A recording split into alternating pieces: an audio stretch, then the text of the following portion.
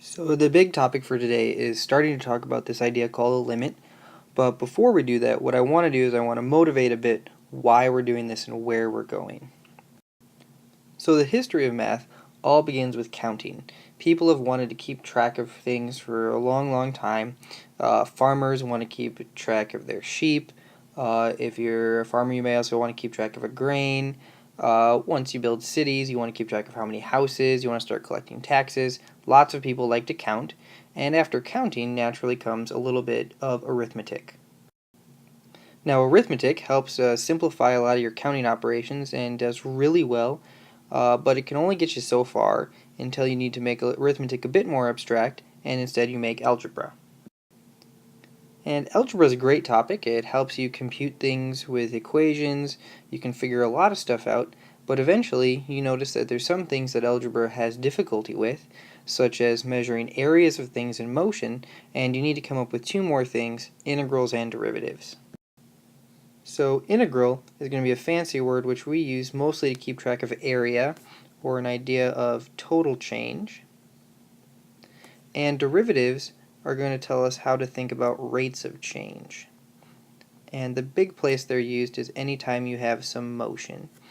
And what historically happened is it kind of followed the same path that we learn stuff in now as well. So in elementary school you probably started counting, worked your way to arithmetic, got pretty good at adding and subtracting. They taught you some algebra, and now you're here in integrals and derivatives. And historically this is what happened as well. The two main people who were responsible for what we now call calculus are Newton on the left and Leibniz on the right. And a special note, Leibniz here will be your keyword, careful with the spelling.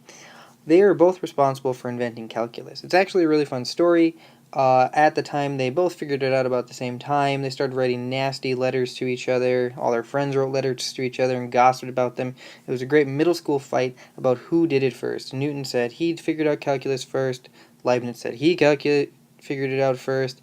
And it was just a whole kerfuffle over a lot of nothing of who wanted to claim they did calculus first. Historically looking back, they might think that they don't want to take credit for it, though, because of what they did. In order to get calculus to work, Newton and Leibniz used some silly words. In order to get calculus to work, Newton used funny words like fluxion and fluon, and Leibniz used a funny word called an infinitesimal. And as it turns out historically, these guys were both wrong. They actually missed a really important step in the middle when it comes to going from algebra to integrals. What they needed to do was they needed to use limits.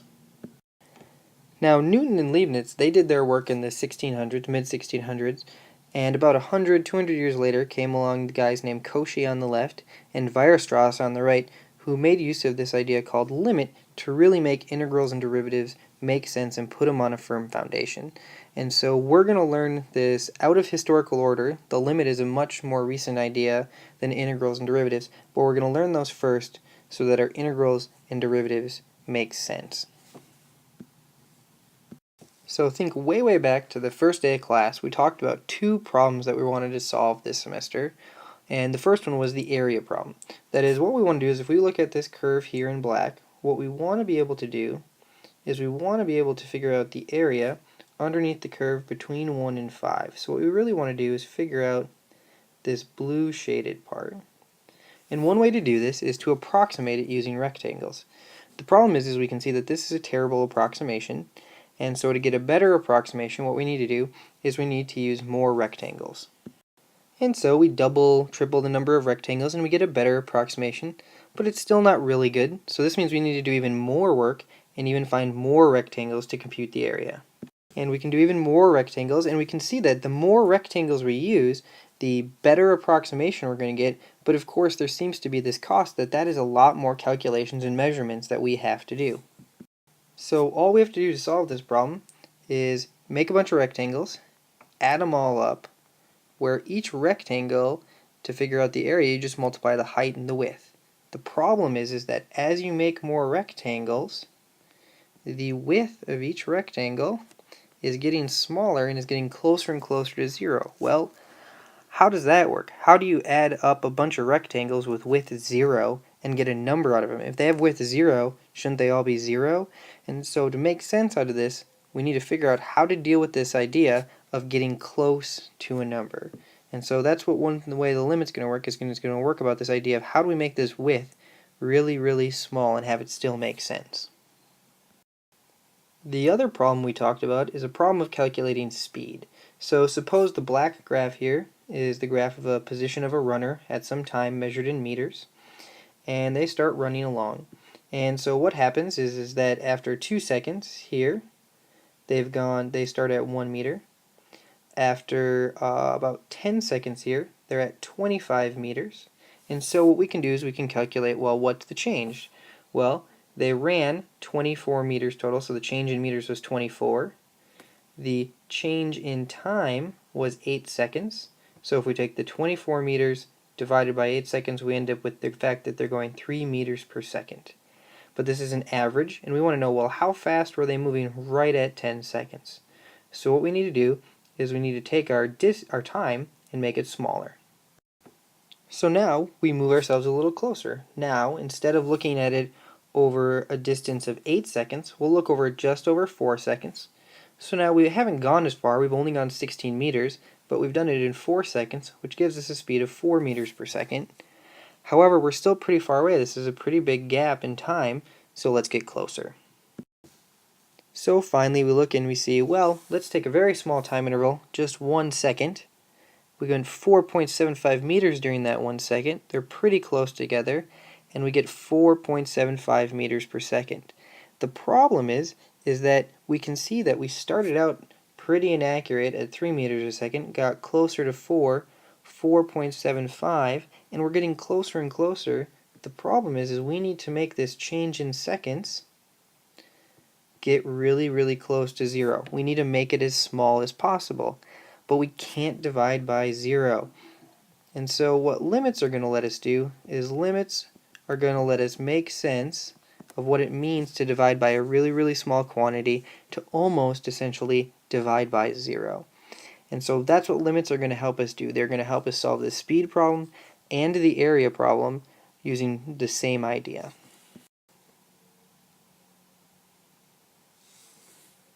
So this is of course Limit Man, and he's going to help us out.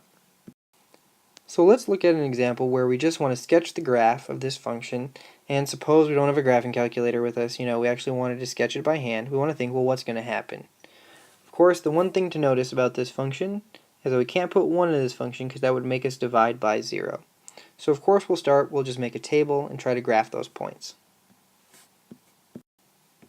So if we look at our table of points, what we can see is well, if we go over to a -1 x value, right at 0 we should make a point.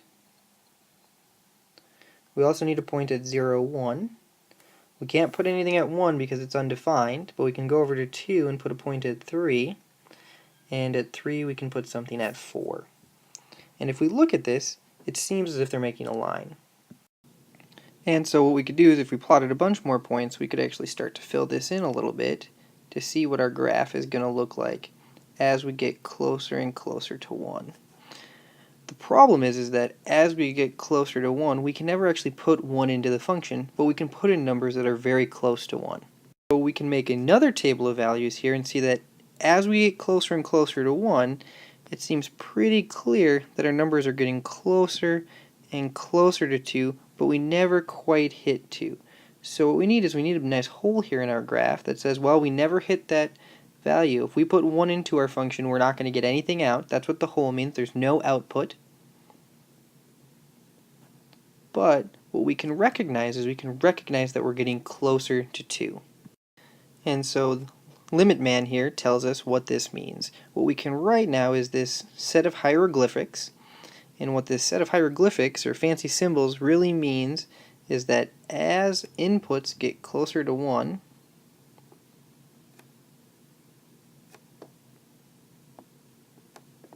the output from the function gets closer to 2.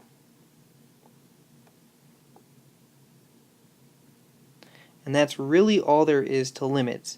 Limits tell us what our outputs get close to, though they never actually reach that number, though they could reach that number, but they just tell us what our outputs are getting closer and closer to. So what we have here is our definition. If f of x becomes arbitrarily close to a single number L as x approaches c from either side, we're going to say that the limit of f of x as x approaches c is L, and we write limit as x approaches c of f of x equals L. In our previous example, we had that the limit as x approaches 1 of f of x is equal to 2. And this is written out how we pronounce this. The limit of f of x as x approaches 1 is 2. So let's look at a few more examples here. Suppose we had the function g of x now, and over here I have graphed it. And so this function is piecewise defined. So the key feature here is that the part here says that if x happens to equal 1, we want the output to be 1. So when our input is 1, our output is 1, and we make this blue dot here. And then the other part says if x isn't equal to 1, use the other rule. Plug your numbers into x squared minus 1 over x minus 1, and you generate the rest of the graph we see here. And we see here that the limit is still the same as last time. We still have the fact that as we get closer and closer to 1 from both sides here, our output values are still getting closer and closer to the value 2. It hasn't changed yet. Even though we have a solid dot at 1, this solid dot doesn't matter. It doesn't affect the limit. All that matters in limits is what happens around the outside. Now in some cases, you will actually get it to equal the value of the function. Suppose we tried to compute the limit as x approaches 2 of this function. In this case, if we want to look at what happens now as x approaches 2 instead, what we have is we have our outputs values from both sides actually going to 3. So in this case, this really does actually equal the value of the function at 2. So sometimes it'll equal the value there, sometimes it won't. But for now, what we're going to do is we're mostly going to focus on using graphical methods in this section to figure out limits. What is our function getting close to?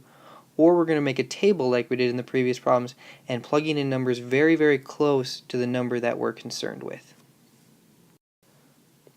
So it's also important to be on the lookout for places where limits don't exist.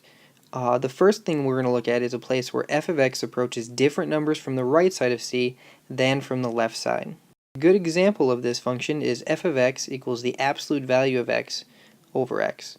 So what we want to do is we want to make a table and we want to look at the graph of this function. So if we look at the graph of this function, it's pretty nice. It's going to always be positive 1 for positive numbers, negative 1 for negative numbers, and it's undefined at 0. There's no, if you put 0 in here, it's going to try to divide by 0, so it's not defined. 0 is not in the domain. But what we can do is we can think about, well, what happens as the limit as x approaches 0 of the absolute value of x over x. And what we can see is if we come along from the right side, we're always going to be getting close to the value 1. We're always 1. Whereas on the left side, we're coming along and we're always at the value negative 1. And we can also see this in our table. On the right side, we have all 1s. On the left, we have negative 1s as we get close to 0. And so what we say is we say that this limit does not exist. That is, we're approaching different values from each side, and 1 is definitely not equal to negative 1, so the limit doesn't exist because we don't come towards the same number. So since we have different values on both the left and the right, they're not coming to the same place, the limit does not exist. Sometimes we're also going to abbreviate this as DNE, does not exist. So once again, to reiterate, the key here is that both sides don't approach the same single number from our definition. We really need to approach the same number from the left and right to have a limit. Another way that a limit can fail to exist is if f of x increases or decreases without bound as x approaches c. This is a way to say that our function doesn't approach a single number, it just goes off really high or really low. And so an example we want to think about here is the function 1 over x minus 2 squared and the limit as x approaches 2. So over here I've graphed this function, 1 over x minus 2 squared. And if we look at this function, we should anticipate something maybe going awry. So if we look at this function here, if we tried to plug in 2, we'd get 1 over 2 minus 2 squared, which is 1 over 0 squared. Can't divide by 0, so we should be a little cautious and expecting something to go odd here. And we can see this is exactly what happens. As we get closer to an x value of 2, our outputs from our function are going off towards positive infinity. They're just getting bigger and bigger and bigger, and we're not getting close to a single number. So here the key is we're not approaching a number.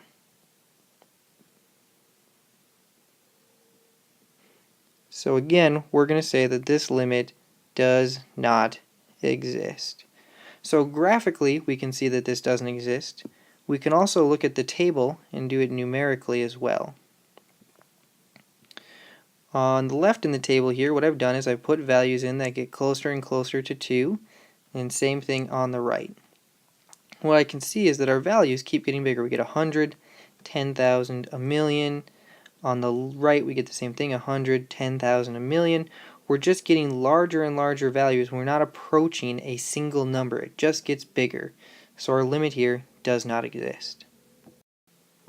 So we're on to the last problem where a limit might fail to exist. And in this case, what it's going to do is it's going to oscillate between two fixed values as x approaches c. Basically what this means is we need to watch out for functions that move around a lot. So what we want to do is we want to try to find the limit as x approaches 0 of sine of 1 over x. Certainly 1 divided by 0 might give us some problems here if we tried to sub in right away, so we should be cautious, and we are. So let's go ahead and make a table and see what happens. So we can look at a table here, and we see that our x values, well, we start with 1 over pi, 1 over 2 pi, that's smaller, 1 over 3 pi, 1 over 4 pi, 1 over 5 pi. Well, we're getting closer and closer to 0, even though we can't put 0 into this function, and we get all zeros. So we might be tempted to say, well, from the table it seems that the limit as x approaches 0 of sine over x, maybe it equals 0. But we should always be cautious when we use a table because we're only trying a few values here. We're not trying everything, so it might not be giving us a complete picture. So let's look at a picture of the graph here. We have here the graph of y is equal to the sine of 1 over x. And what happens as x gets close to 0? Well, as we move in from this side and from this other side, our graph is pretty much going crazy. It's not approaching a single number. What it's doing is it's just going up and down super fast and approaching all of these numbers. It's going nuts. And we just happened to pick in our table the values that gave us zeros of our function. So it was a bit misleading. In this case, again, we say that the limit does not exist. We're not approaching a single number from both sides, therefore our limit can't exist. If you have any questions about these topics, this is just our first day of limits. We're going to spend a whole chapter on them. And next section we're going to spend some time learning how to figure out limits without having to do tables or graphs, but for now that's all you can do. For tomorrow, there's the handout that I gave out in class last week, or you can find it on the website and Blackboard as well. You should try this. These are the problems that you need to bring to class so that we can discuss them. Also, make sure to post a question on Blackboard. Thanks.